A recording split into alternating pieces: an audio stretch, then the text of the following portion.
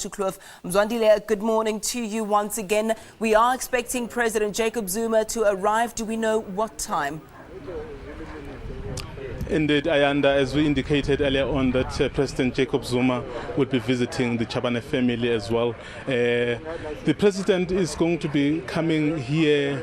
Initially we had said at 8:30. I can say perhaps in the next couple of minutes, maybe 10 minutes, maybe 15 minutes, or even more.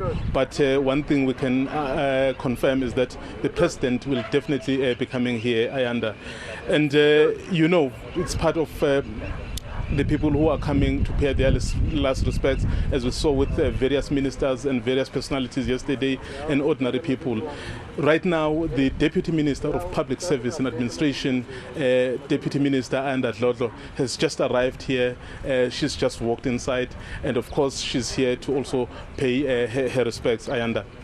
Yes, Mzwandile, I was just about to say that we can see a little bit more activity than the last time when we crossed you earlier. It was a little bit more quiet. Now we are seeing some people have started to gather. I'm seeing a camera there, so I take it media houses have descended there as well. Just paint the picture of what's happening at present. As indeed you are saying, Ayanda, the picture is starting to change from when we spoke earlier.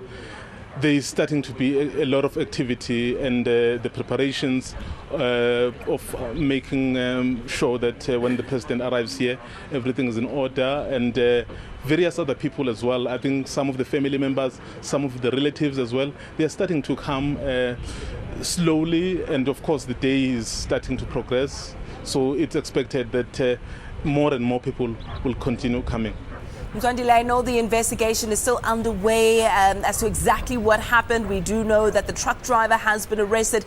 Suggestions of whether or not he was under the influence of alcohol, blood tests have been taken. Initial breathalyzer results indicate that that may be the case. But as I said, investigation is still underway. What more do we know about the collision and, of course, the passing of the two guards who were with the minister at the time?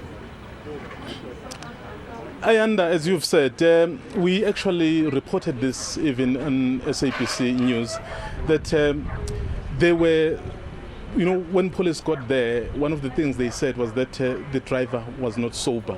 And then the nature of the accident and how it happened is that when they were traveling, I think the cars were traveling towards Joburg, but the truck then made a U-turn, and then of course resulting in that kind of collision.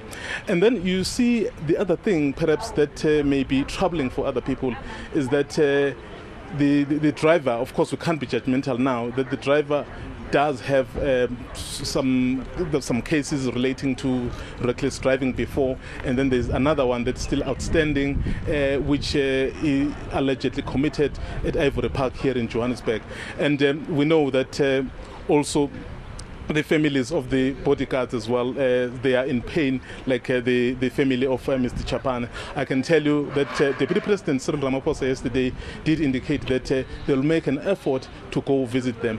At around 3 o'clock this afternoon, Deputy President will be visiting one of the bodyguards' family at Orchards here in Pretoria, and of course the other one is in Pretoria. So everything that is being done is to make sure that they're taking care of everyone, and everyone is, all of these three families are obviously in pain.